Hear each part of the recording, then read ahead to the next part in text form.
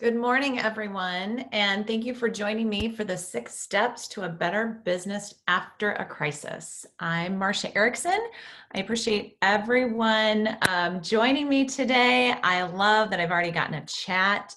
A few ground rules. So everybody is muted and nobody's on video today. So as much as I love seeing all of your faces, and typically these workshops are very interactive, it's Friday and everyone is webinared out, and I've seen too many living rooms and dining rooms and kitchens, and I'm sure you all have too. So we're gonna do this, and there's a lot to go over. So I want you to have the flexibility to be taking notes and doing what you need to do to absorb the information.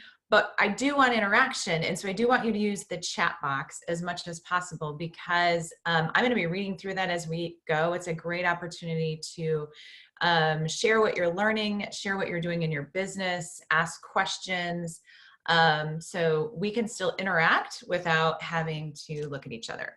The webinar is recorded today, so I will send this out afterwards. I've got some great checklists to use. I'm going to send that out afterwards as well. I'll ask for some feedback.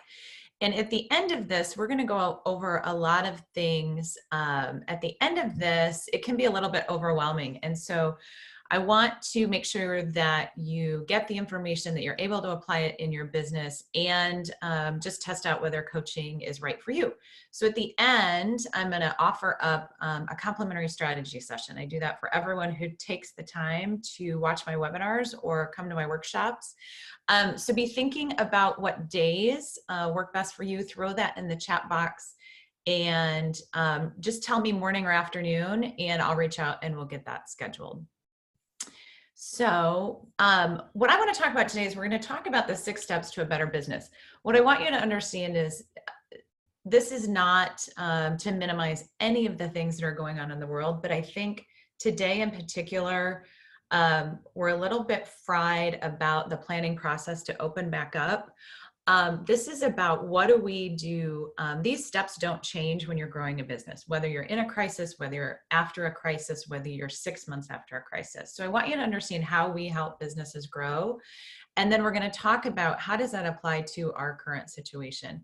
But this is really about being better when we get out of this crisis. And I want you to all say that to yourselves right now. Your business, our businesses are going to be better when we get beyond this.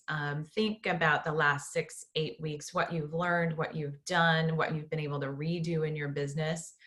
That's just going to make us better down the road when we move out of this. So that's just kind of a framework of what we're doing today. We're going to take a little break and look forward instead of just kind of lamenting all the things that are weighing on us and making us weary right now.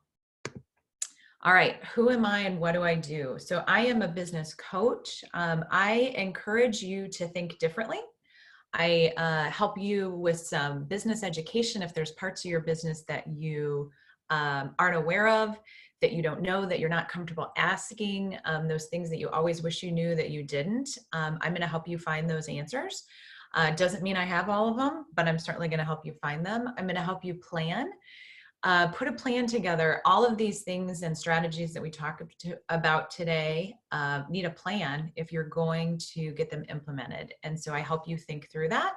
And then I also will coach you. I'll hold you accountable, just like a major football, basketball team, the swim team. They all have coaches who hold them accountable, encourage them, remind them what the scorecard looks like, so that you know that you're being successful. So how do I do that? I do that by applying creativity. I help you brainstorm and think through things that you need to be doing, what you've always wanted to do in your business. I bring proven strategies and management tools, which many of which we're going to talk about today.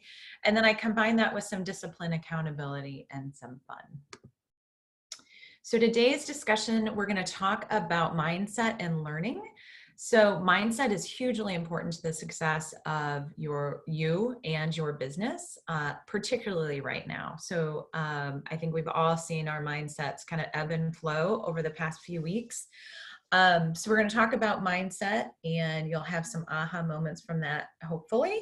We're going to talk about learning. So a lot of what we do, as I said, is we educate, we teach. So we're going to talk about things that will help and assist with your learning.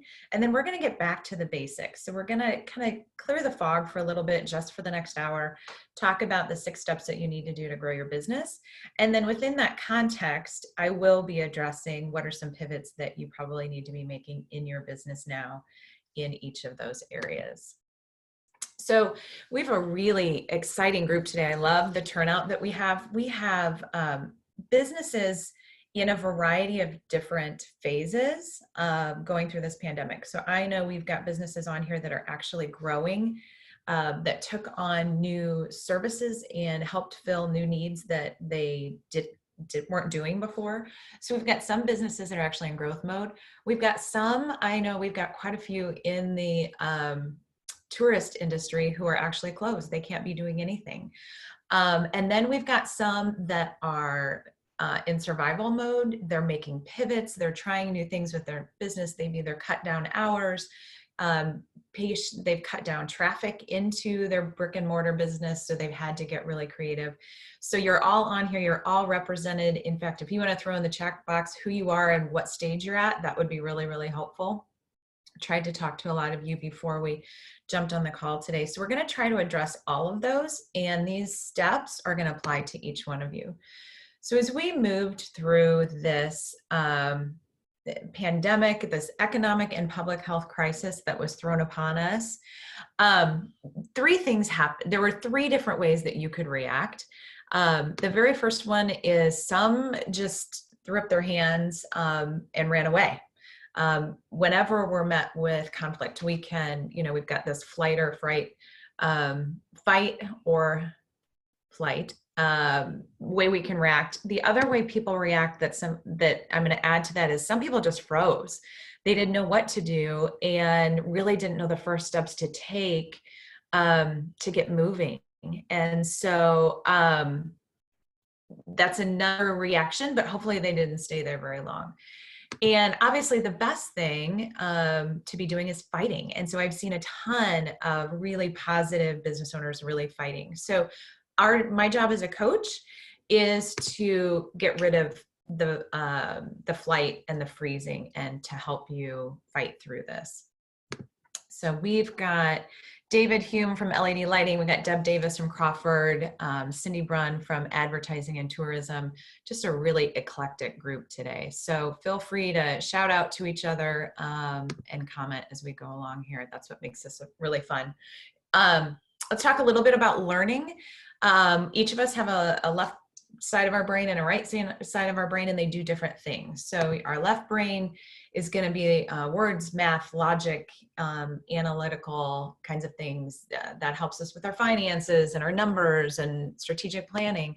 Whereas our right is going to be our creative side, art, music, feelings, big picture. And what happens is, we've got Blackhawk College on here. Awesome.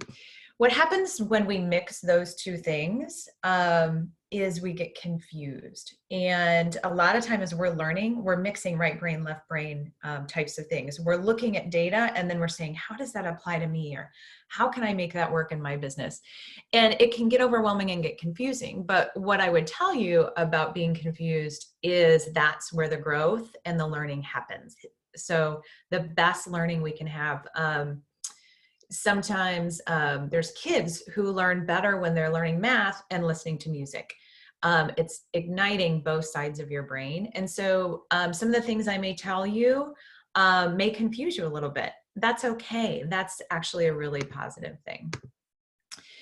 This might be the most important concept that you take away from today. You're going to get a lot, but I hope you really take away this one. All of us have the power to choose how we react to a situation and the decisions that we make.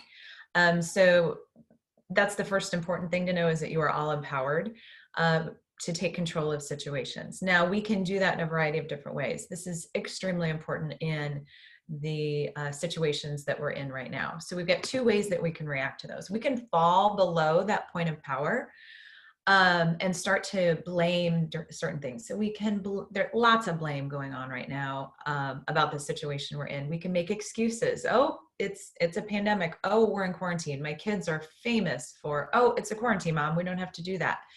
And then there's denial. There's, we can, put a pillow over our head, stay in bed, and not try to be proactive and face the situation at hand. All of us are going to fall below the point of power at some point in time. The point is we can't live there. The point is to really push yourself to be above the point of power. Take ownership, take accountability, and take responsibility. So when faced with this situation, what can I control right now? A lot of us have lost control over a lot of things. And as business owners, that's a really tough pill to swallow. So I encourage business owners who get overwhelmed and frustrated to say, okay, what are the one or two things that I can control right now? What can I take ownership of? Whether it's my team, whether it's my marketing, whether it's what new business can I offer? How can I help our frontline workers in our healthcare institution? How can I help our nonprofits in the organization or in the community? How can I offer something new and different that my customers and clients need?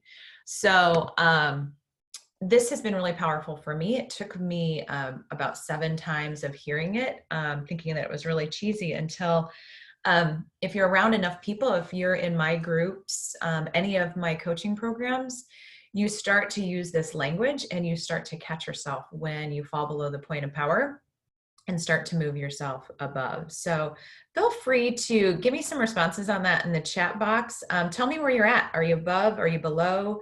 Are you learning to pick yourself up and move yourself into the top of that point of power?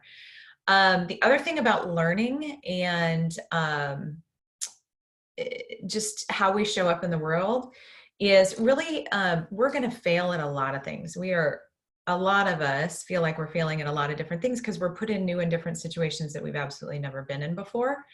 But really and truly, the only failure right now is to not participate. Just showing up and trying new things and being proactive is the best thing you can be doing right now. Awesome. I've got above the point. Got a few. David's above the point. He's been on this journey for a while, so he's learning to catch himself and turn it around. Super powerful. This is another powerful concept. Those of you, maybe this was you as a teenager, maybe this is you as an adult. I have teenagers in my house, so they know a lot.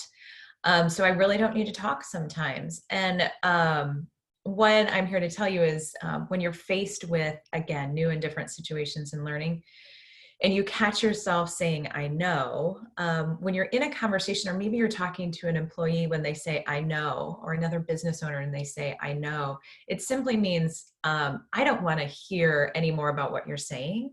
And what that does is just cuts off the learning process. And so what I'm challenging you to do, we all have to kind of filter information and knowledge. I'm going to tell you things today, and you're going to say, yeah, I know that already, Marcia. But what I'm going to encourage you to do is to challenge yourself and instead say, isn't that interesting? Or how good are you at that? Clearly, I grabbed another slide from another coach. What I want you to say is, isn't that interesting? And hear that person out, absorb the information, take it in, because I almost guarantee you that you will learn something, and it will just increase the amount of knowledge that you can take in. So let's talk about the other most important thing about learning. And hopefully you will leave with this today as well. And I hope you're doing this in your businesses, is we've got to have some fun. That's important for motivation, for empowerment, encouragement, productivity, and it also helps our learning. So if you've ever played a game, you're going to learn. That's why we do games in schools with kids, right? Is those, when you're doing something fun and learning at the same time, you're going to remember it and absorb it and apply it so much quicker, faster, and better than if you weren't having fun. So what can you expect from today and anytime you're working with me is a blinding flash of the obvious, brilliant flash of the obvious, or an aha moment. So you're going to hear, again, certain things that you may know already, you will likely hear a couple different concepts, and you're going to put them together and you're going to go, oh my gosh, why didn't I ever think of that before? Or you may say, something's going to get triggered in you and you're going to say, oh, well, I've always wanted to do that. Why haven't I done it? Or, oh, I meant to do that. And the point of today is to really pay attention to those, write them down, communicate them. If we were in a group, you'd be saying them out loud. So as you have aha moments throughout this presentation, throw those in the chat box. Maybe it's one that someone else didn't have and they can learn from. And the more that you communicate those, you're going to remember them better. So any BFOs that you've already had today, throw them in the chat box and share them with the rest of the group.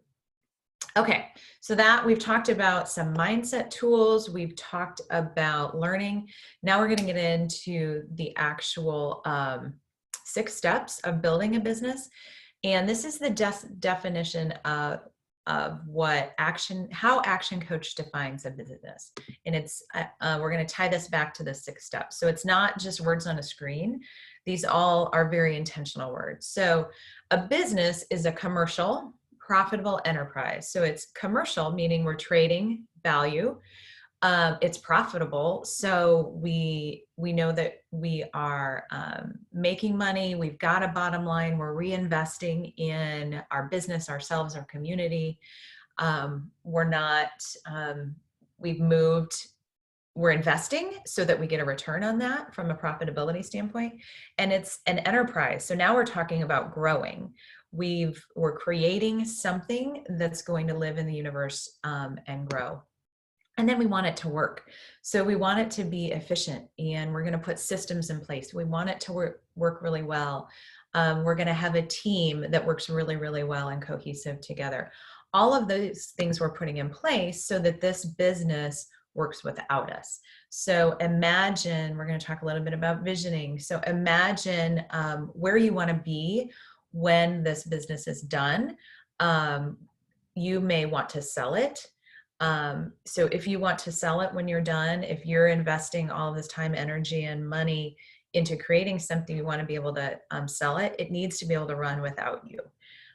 Maybe you want it running without you so that you can do other things that you enjoy and love in your life. Maybe you want to be giving back to your community. Maybe you want to go do some mission work. Maybe you just want to do all the work now so that you can take 2 months of vacation with your family and have the business run without you. Maybe you've got grandkids that you want to be spending time with and not having to be working in the business every day. So I told you that I was not going to dwell on necessarily the crisis and all those little things that we need to be doing right now in our businesses. I've done all of those webinars if you've followed me over the last few weeks. But I do want to put this in context for you. So this is a webinar that I gave last week with the Chamber, which shows kind of what the path looks like through any economic crisis, particularly this pandemic. So we're not going to spend a lot of time on this. I want you to see the stages. Each business is going to be at a different place, potentially on this path. But what I want to focus on is the last one. So we are moving into, so we've been in lockdown. Hopefully you've been spending time retooling your business, maybe making some pivots, really thinking about what you want this business to do. How can you change things over the last few weeks, and moving into the new world. So it's not like we're all of a sudden, May 15th or June 1st going to open up and life's going to be back the way it was. So how are you going to run your business in this new space? Then we're really kind of in the warm up right now. So some people moved from retooling to warming up today very quickly. So they thought they were looking at a May 15th date. All of a sudden, some things in Iowa opened up today. Well, they had to move really quickly between retooling and warming up, and now they're going to be in the sprint phase. Others, that's going to take a little bit longer. What we're talking about is the compete and grow phase. So once we're up and out of this, you're not in survival mode anymore. When you're talking about growing, we're going to be in that long-term compete and grow phase. So how do we do that? This is the 6 steps to massive results. And again, if you have questions, throw them in the chat box.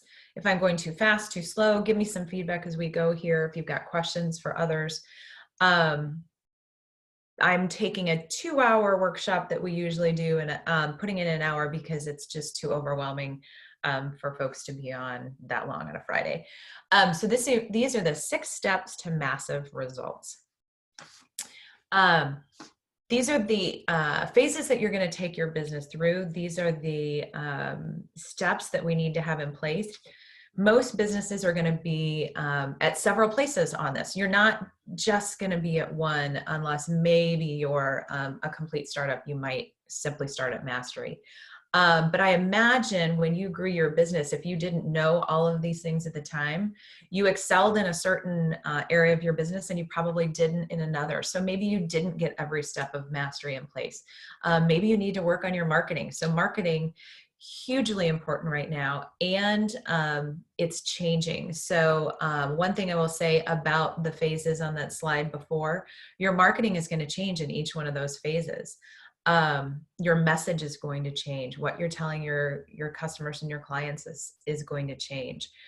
Maybe your long-term message changes. Maybe you change some things in your business and customers and clients need to know, oh, what's new and different? I didn't know you never want someone to say, oh, I didn't know you offered that. One important key to marketing is making sure that people know all the services that you provide. So let's jump through each one of these. Mastery is the foundation of everything you do. It's about mastering the basics of your business, putting in some solid foundation that you're going to build upon. So even if you don't have this in place now, never too late to go back and put that in place. In that mastery level, you're going to be implementing some what we call key performance indicators, some measurements, both financial and marketing, so that you can keep score and know whether you're being successful in implementing your strategies or not. We're going to look at ways to increase profit for little or no investment, and we're going to look at some systems and technology to keep everything running smoothly. The niche, again, or that marketing level, is all about marketing, really focusing on what is it that makes you unique to your competitors, and are there things within your business you can guarantee? And we're going to look at some 5 different factors that you're going to look at to increase your marketing and make sure that that investment makes sense. Leverage is that's your process improvement and putting systems in place within your business so that it runs really smoothly. Team, obviously, is about your staff and your employees, and leveraging the people in education that are working for you so that you can start to step out and not necessarily be there. And then synergy is when you're off and running, you can start to put a general manager in place so that you don't have to be there every day. And results is when you can go on that 2-month vacation. You can go on that mission trip. You don't have to be in the office every day. You can check in a few hours here and there because it's running without you, and you're earning some passive income from that. So let's break those down. These are the other 2 systems and processes that we use to coach businesses. So I talked within marketing, we're going to talk about these 5 ways to grow your business. And we're going to put strategies in place for each one of those in order to really multiply the growth in your business, as opposed to just looking at one of them, which a lot of businesses do. And then leverage, the 4 ways that you see on the right are the 4 ways that we leverage time, team, and money. So we're going to do that through people, through your team. We're going to spend some time. Now is a great time, if your business is running slower, to put systems in place so that everyone knows what they're doing and you're not recreating it every time. We're going to look at delivery and distribution. How can you deliver a product more efficiently? And then testing and measuring. So taking the time to measure what you're doing so that you know whether it's successful or not. So again, here's our mastery level. We're going to look at destination, money, time, and delivery. These are the 4 things that you want to have a really good handle on in order to build your business on top of that. And if one of these is missing, then it's going to be harder to put all of those other steps in place on top of it. So what's destination mastery? Destination has to do with your vision and your mission. When is your business going to be done? And done can, again, I've went over this a couple times, done can be different things to different people. This could be selling it. It could be just stepping back. It could be retiring.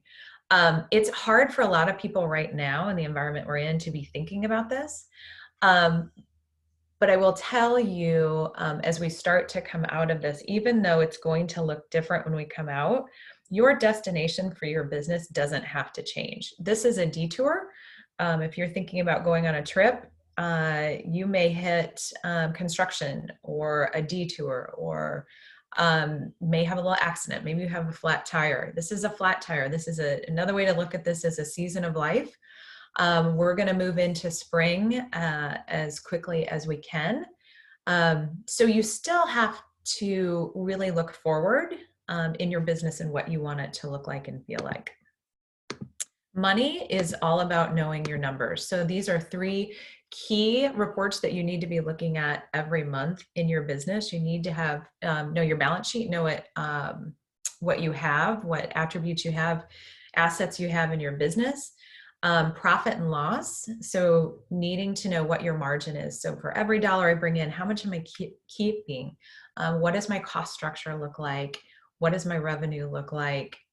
Basically, it's revenue, expenses, and what you're left with. And then how are you going to invest that money that's left over each month? And then cash flow is extremely important right now. And I would say if you have, some businesses are truly running on a monthly basis, but most businesses we're encouraging right now to be doing this weekly or bi-weekly. Simply knowing when am I expecting cash to be coming into my business and what expenses are going out. That's going to help you know how to manage some of those things. Maybe you're renegotiating some rent. I had a client this week, brilliant. She said, I'm not going to see a gap in my cash flow for 2 months because I'm still getting paid for work I did 2 months ago. But as things slow down, the impact's going to be felt down the road. So she and her landlord said, hey, we're going to suspend some of your rent payments. She said, great. Can I pay this month, next month? And then can you give me a break on months 3 and 4? So she knew her cash flow and when that cash was going to come in and what her expenses were. So that's the beauty of that. It's going to reduce a lot of anxiety for you.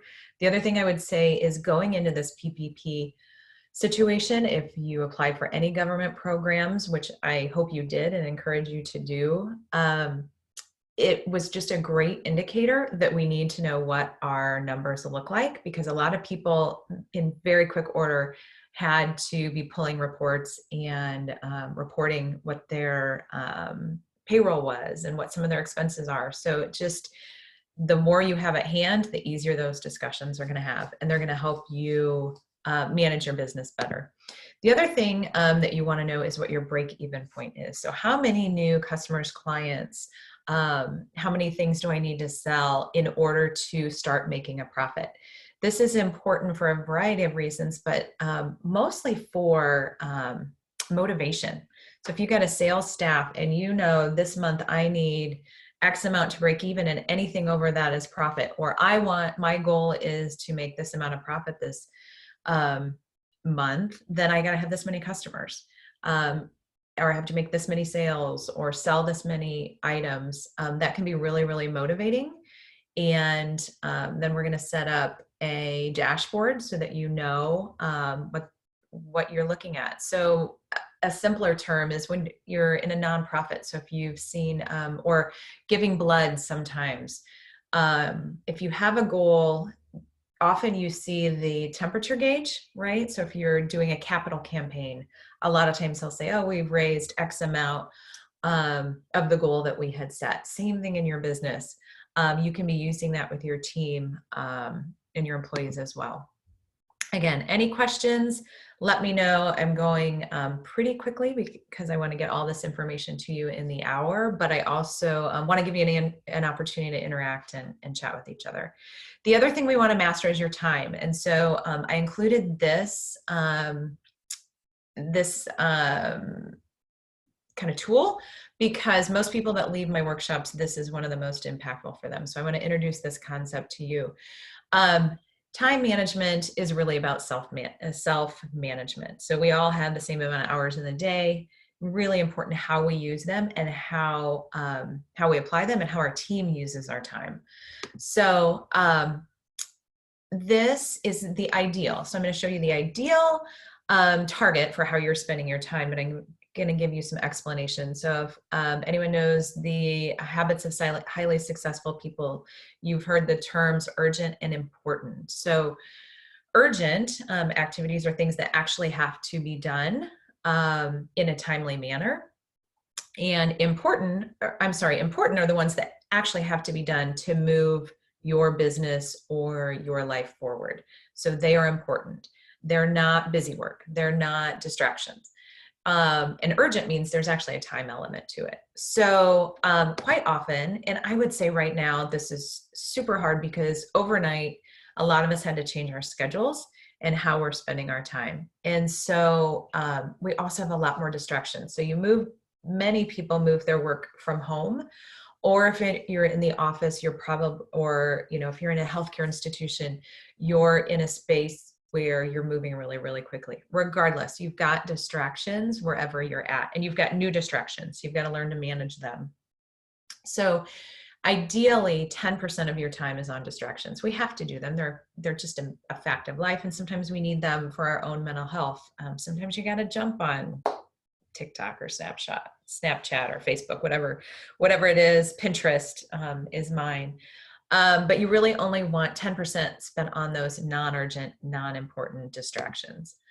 So then we've got this urgent and not important. So urgent means there is a time element to it, but they're not really important. And we call those delusions because sometimes we delude ourselves into believing they're important because someone comes to us and says they're important. So they might be important to them, or maybe there's something you're really good at or that you enjoy doing, but really aren't moving the bar to get you closer to success. So when someone comes in and says, do you have a minute? I need this done really, really quickly. And you feel the need to respond, and because you want to be reactive, maybe it's a customer or client saying, I need this right now. You want to be responsive. So sometimes we have to put discipline in place and say, is that really important, even if it is urgent? Then we have those urgent and important things. This is called demand. These are real. These are things that are time sensitive, and they are really, really important. Sometimes this is firefighting, which really takes up a lot of our day, and it's going to take up a lot of your day, but let's not make it take up more than 60%. These are, again, firefighting, someone's coming in and saying, this is urgent, this is really important. And a lot of times it really, really is. So this is real.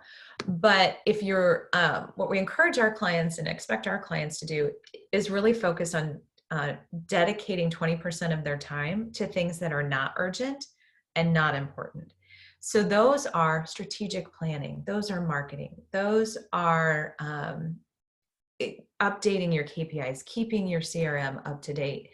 Those are the things, that 20% of time of being a business owner, whatever your role, your leadership role is in your business, or your if you're working with your team, if you're a manager, 20% of your time leading will help keep that demand to 60%. So that's the sweet spot, is to, if you're on a 40-hour week, pick out 4 or 5 hours a week that you're dedicating to do those planning activities, working on your business, not in your business. That 60% is working in the business and doing the work. 20% of your time should be spent on working on it. So then the last piece of mastery is delivery. So delivering consistently. So these are just some examples. Very timely, Von Maurer's opening up today. These are organizations who are known for delivering a product consistently every time. Yes, Amazon had some challenges when they had a huge influx, but by and large, your expectation of what Amazon's going to deliver has not changed that much. McDonald's, yes, they had to cut back their menu a little bit, but you know each time you go there what you're going to get. So think about your business. Are you delivering the same service every time to every customer in a consistent way? Because that's how you're going to build your market share, keep clients coming to you, customers coming to you, and gaining new ones. Okay, so that's the mastery level. Next, we're going to talk about niche or marketing. Again, we're going to talk about your USP and your guarantee. So niche, what's important about this is now we've got a commercial, profitable, because we know what our finances are and we're managing our costs, we're increasing our revenue. Now we've got an enterprise. So now we've got people coming to us because they see value in what we're offering and they're giving us money. And we're trading value for value. So what's important about this, when you get this step really, really good, is that people are coming to you for value, not based on the price that you're charging. So they're not price shopping with you. Some of the organizations that we just looked at, so Von Maur is a great example. People are going to come there for the experience, for the consistency, for the quality of what they're doing. They're not necessarily going to come there for price, because sometimes they are, they can be a little bit pricier, but they're trading value for that cost. And that's what you want in your business. What can you do to add value so that clients are coming to you, customers are coming to you, and not price shopping? So how do you do that? Most importantly, what makes you unique and competitive in the marketplace? So what is your unique selling proposition? And there's a lot to this. This is about looking at your competitors to see what they're doing, what makes you different.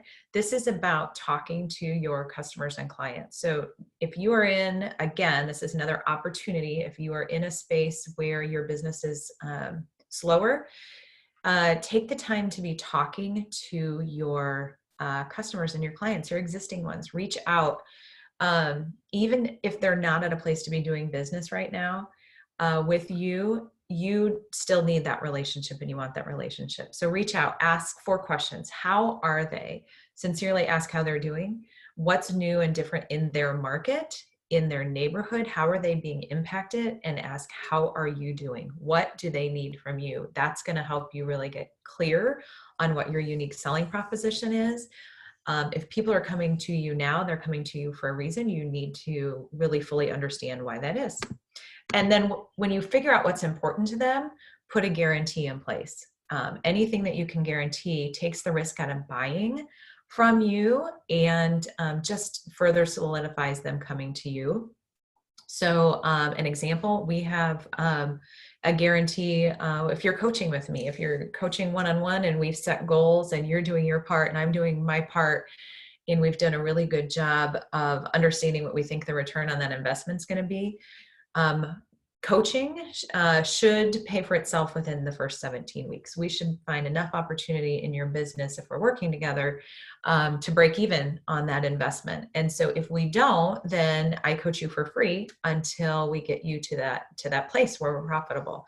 So that takes the risk out of buying for us. That's our guarantee. So think about what you can do in your business and guarantee. So some examples are, right now people want you to be safe if they're coming into your home, let's say, or the hotel industry, the tourist industry. They want to know that they're safe. They want to know that you're taking this very seriously, that you're protecting them, that you're protecting your team. Those are things that can set you apart and make you unique. If you, again, if they're coming into your home, they want to know those things. When pandemic aside, sometimes when people come into your home, if it's a plumber or pest control or someone who's servicing your home, you want to know that they're going to be clean, that they're going to leave your house but as well, when they leave as when they came, they're not tracking in dirt, that they're not using foul language, that they're being polite, all those kinds of things. Those are just some examples of things that can set you apart, that are important to your customers and clients that you might not think about or know unless you're talking to them. The other important piece to marketing is testing and measuring. So tracking where your leads coming from, knowing what your investment is, what is your return on that investment. We encourage anytime you're trying something new in marketing, put it in place, pilot it, see if it's effective, measure it. If it is, and you're getting more return than you are what you're investing, then keep doing it and do it, multiply it. If it's not working, cut back, move to something else and try something else that's working. Okay. If you're getting any BFOs from this, I'm not getting a lot of interaction right now. So throw in the chat box what you're learning, what BFOs, what you want to put in place in your business or try when you leave this call today. So now we're going to talk numbers. So we talked about marketing and testing and measuring. So often when we think about our businesses, we look at the number of customers we have, the revenue that we have, and the profit, right? Those are the three things that are often most important. But to really, and you can impact any one of those and improve the bottom line of your business and make you more successful. However, there's a lot more you can be doing to really multiply the growth in your business. So this is kind of the growth engine within your business. So looking at the number of leads or potential customers that you're talking to, and then how many of those are actually converting to customers. How many times are those customers buying from you throughout the year, and how much are they spending? And then what's your profit margin? How much of that sale are you keeping? Putting strategies in place in each one of these is where you're actually going to see the most benefit, as opposed to just doing one. Now, there is an important order to some of these things. Most of us, a lot of business owners automatically want to go for the leads. I just need more customers. I just need more leads. Just need to be converting more. And really, if you're really truly looking at your margin and growing your business, that's actually the last thing you should be doing, because those are the most expensive. There's actually opportunity before that that has much less investment tied to it. So the very first thing, while not as fun, is to actually control your profit margin. Are there expenses that you can cut? Are you spending money in ways that you don't even know, that you're not paying attention to? Is money going out the door that doesn't really need to be? Often when we start working with clients, we find that. And then once you feel really good about that, then move into you capitalizing on your existing customers. So you've already spent the time, energy, and money to build that relationship and keep them satisfied. They're buying from you. So capitalize on that and see if there's an opportunity for you to be offering new and different services that increase the number of transactions that they're doing with you, the number of times that they're buying from you throughout the year, and the amount of money that they're spending each time. Can you upsell a couple things? Can you offer an add-on service? Can you put them on, so number of transactions, a great way to increase that is just to create a membership plan where they're buying from you throughout the year instead of just one time. So lots of strategies that you can put in place to increase those. And I'm going to send that out with this presentation when we leave. Some are going to apply to your business and some absolutely aren't. Pick the ones that you're doing that are working. Pick the ones that you want to try and put them in place slowly. Check to see if they're working, and if so, then you move forward. So then the last thing you want to do when you're really providing good service to your customers, you've got very loyal customers, you know which ones are really good and which ones that maybe you need to not spend as much investment on, then you want to look at getting new customers and putting strategies in place for that. So whether it's marketing, sales scripts will increase your conversion rate. Whether it's, are you telemarketing? Are you social media, email? Do you need to do a newsletter? Do you need to be involved in some more groups? Increase your marketing. Now is a great time to increase some of that marketing and try some new things because so many people are cutting back on marketing. You have an opportunity to increase market share, grab some market share that maybe you didn't have, and prices are dropping. So even I was just talking to someone this morning about news outlets. So marketing on news channels are less expensive. So maybe it's time to try TV or some direct mail marketing. So people's behaviors have changed. They're at home more. They're picking up the phone. They're looking at direct mail. Things that weren't working before are now working. So put some of those strategies in place and see what's going to work for you. So let's just put some numbers to these really, really fast. Say you have 4,000 leads in your business and you're converting 25% of those to new customers. So maybe you've got new customers, new patients at 1,000 a month. So then, or 1,000 a year, let's say. And then they're buying from you 2 times a year and they spend about $100. These are just for simple math. You're going to have a revenue of about 200,000. And say you're keeping your margin that on every dollar, you're keeping 25 cents of that. So you've got $50,000 in profit going into a new year. And one way to look at coming out of this pandemic is this is a new year. You've had some opportunity to clean house, like systems wise, technology wise. You've maybe had some opportunity to train your staff to do new and different things. It gets given you a break to really think about how you want your business to run going forward. So let's say we put some strategies in place and you increase your number of leads by 10%. So we're going to increase each one of these 10% and see what the bottom line impact is. So maybe you put some scripts in place to increase your conversion rate. Maybe you've been out really marketing and people are starting to look at you as an expert in your field. And when they're looking for whatever it is you have to offer, they're coming to you. So you've increased your customer base now more than 10%, right? Our leads, our conversion rate. So now let's say we've gotten creative and come up with some opportunities for your customers and clients to buy from you more often throughout the year. So now increase that 10%. Maybe they're buying from you more than twice, maybe 2.5 times throughout the year. And maybe you've had it a higher dollar item or some higher end services for those loyal customers. And now they're spending $110 with you.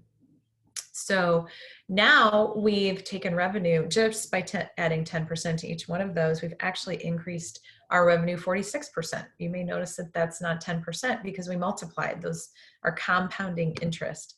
And we increased our profit margin. Now we're at $80,000. By just doing those little tweaks and putting new strategies in place, we've made a 61% increase in our revenue. So that's another system that we use to help coach our clients to grow their business. And so next we're going to talk about leverage. Again, leverage is about investing time and effort now and getting paid for it over and over and over again. So whether that's putting a system in place in your business, training your team on something new, a simple example of leverage worked in this hit me between the eyes this week in my business. Sitting down and using a tool to manage your social media. You still need to do organic content, but if you've got something that you need to get out, sitting down and spending an hour or two getting that scheduled and ready to go frees up your time later on, that you're not constantly going, oh, I need to do this. Oh, I need to put this message out. Oh, I need to communicate to this. Putting a really efficient communication plan in place can help you leverage your time. Job descriptions, employee manuals, putting standard work in place in your business, taking the time, which is very challenging when you're putting out fires and you're moving really quickly and you're in this chaos. It's hard to stop yourself and say, no, I need to dedicate this hour, this 2 hours to working with my team and putting this process in place. It will pay dividends down the road. So how do we leverage? Again, people in education, our systems, and maybe you need a new CRM system. Maybe you need to enhance or upgrade your CRM system. So in this new space, a lot of people had to move to e-commerce really, really quickly. Healthcare had to move to telehealth really, really quickly. That's a leverage, right? They've leveraged their systems that were already in place maybe things they'd already been working on, but now they have to pull the trigger, get them systematized so that you can leverage time better. Going virtual actually leveraged people's times in certain businesses even better.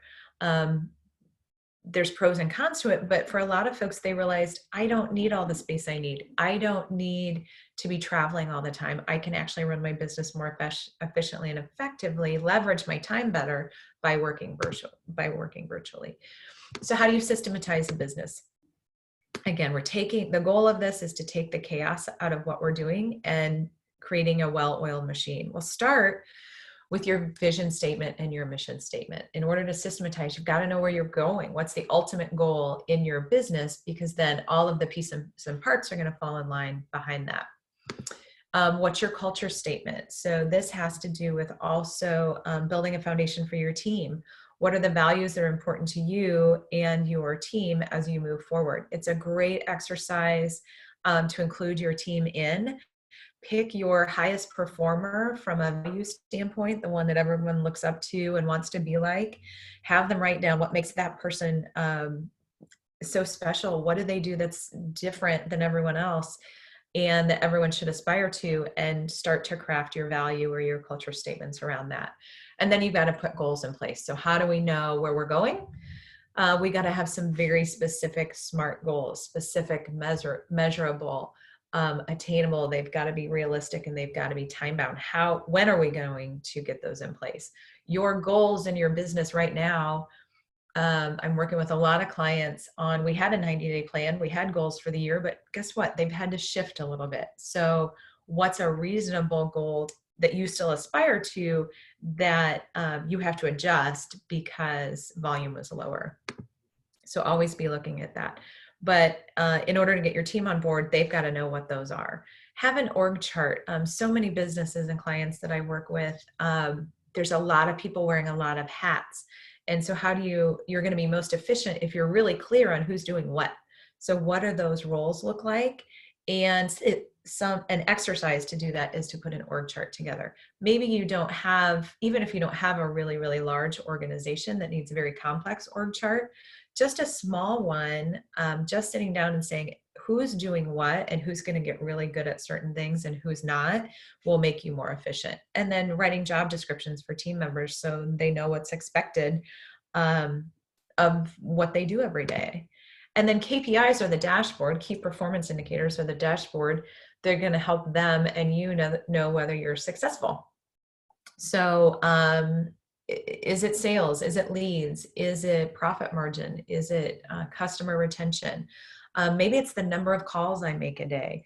Maybe it's making sure that open sign is out every day when we open up, or that open process is always done 100% of the time. Everyone should have KPIs for their role, even if they're really simple and very small, because they're going to motivate them to meet the expectations and move the organization forward. And then how-to systems. This is really where systemization happens. Pick a couple processes in your business. Brad says, yes, open signs, very, very important. If you need an open sign, go see where Ben Sign works, or me. How-to systems. Making sure, this is also called standard work if you are a lean person. So pick a process in your business, pick one. It's always easiest to get started because it can be overwhelming to think of all of them. Think about every process that you do in your business. Pick one where you can say, this is where it starts and this is where it stops. Maybe it's just answering the phone. Maybe it's how do I get invoices out? How do I run my reports every month out of QuickBooks? Where do I categorize everything? What's my marketing plan? So if I have something new that I'm rolling out, what are the steps in that marketing plan? Pick one, write it down. It can be a checklist. It can be just steps and pictures, videos. There's lots of ways to do how-to manuals. And then your management system just talks about the leaders in your organization. How do you know whether they're successful? How do you make decisions within your organization and who makes those decisions? All right. If you have questions as I'm going along here, throw them out. Be sure, oh, Brad had a, it's a BFO. Having a strategy for how I want to utilize any downtime. Absolutely. Put systems in place, Brad. Have your staff, if they're still working, if you've got folks on unemployment, this is a little bit tricky. But if you've got staff who want things to do, and the other thing I will say about leadership is give them something to be doing, give them something to be looking forward to, get them productive and moving forward. The easiest thing to do, have them write down what they do every day and start to systematize your business. Take the time now. Okay, so we've got a commercial profitable enterprise that works. Now it's working without you. Now, again, we spent a little bit of time on team.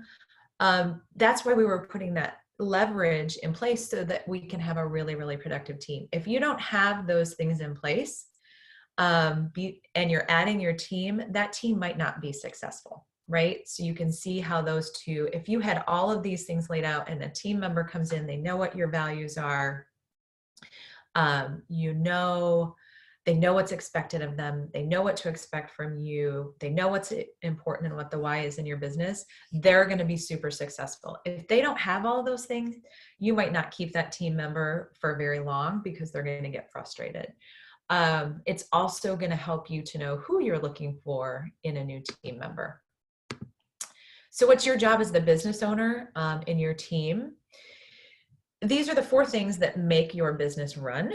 Oftentimes an owner will try to do all of them and then fail miserably, maybe just fail a little, or maybe just not be as successful as they can be.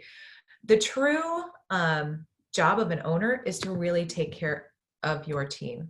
That went really quickly. Your job as the owner, when you have all these things in place, is to manage your team. Take care of your team and support them, empower them and let them run. They're going to take care of your customers. That's their job, is to run the business, deliver really good customer service, deliver quality. And then when your customers are satisfied, they're going to keep coming back to you. They're going to support your business. Then your business, in the end, is going to help support you. So again, owner takes care of the team takes care of the customers take care of the business, and it all works seamlessly, as opposed to trying to do all those things. So what are the keys to a winning team?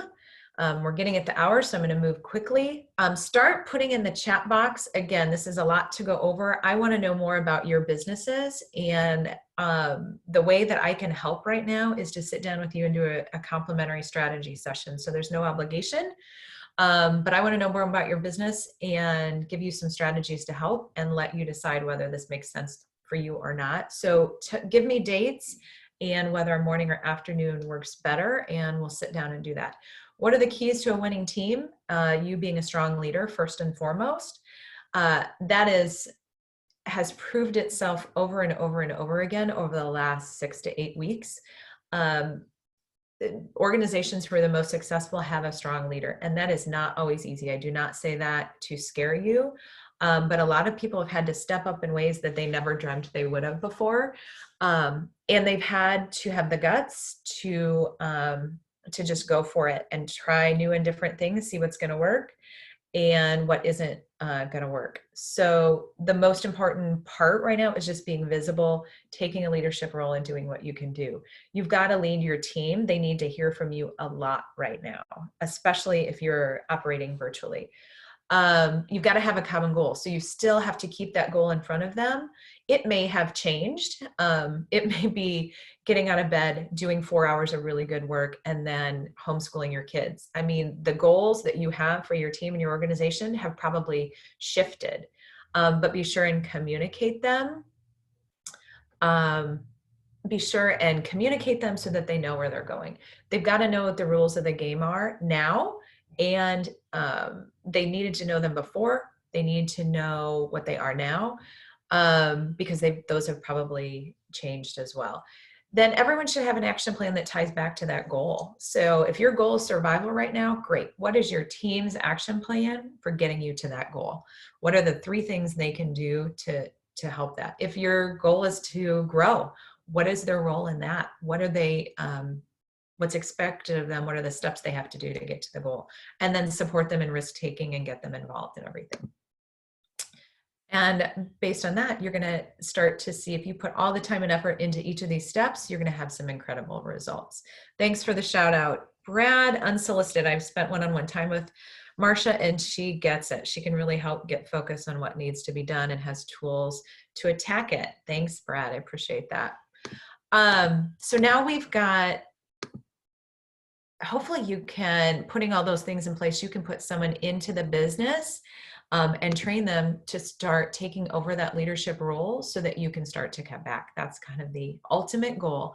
I will tell you, if your goal is to sell a business, if you don't have this person in place, you're leaving your investment on the table. You're not going to get the full asking price of your business if you're still in place and still working in the business and still running it, and it can't run without you. People aren't going to buy you. They want to buy your business and know that they can run it really effectively, efficiently, and successfully, whether you're there or not. Doesn't mean you have to leave, but they want to know that it has systems in place and can run without you and create an asset for them, just like it did for you. Okay, so where do we go from here? Again, let me know dates and times that work for you to meet, and we'll sit down and do a strategy session. I want you to jot down, throw in the chat box, one thing that you're going to take action on based on this webinar today. Hopefully I've given you some things to think about that you can be doing to grow your business. Shout out to everybody, tell us what they are. And if you have to run, write them down for yourself. Pick 5 things that you learn from this that you want to put in place in your business. Picture your business 90 days from now. Look back and say, am I in a better place? What did I do during this pandemic to make myself and my business better? We're all going to have our own stories to tell. What's your story going to be when you're done with this? Anything that changes in your business will be because of you. So again, I'll be asking for feedback. Share that with me. I always like to make these webinars better. I offer this webinar pretty routinely throughout the month, or workshop when we get to be in person. Got some exciting plans for that. So give me feedback so that can get better. I want to reward your time today by meeting with you. And now's the time to take some action. I appreciate your time. I hope you got some value out of that. And I will be in touch with everyone soon. Have a great weekend, everyone.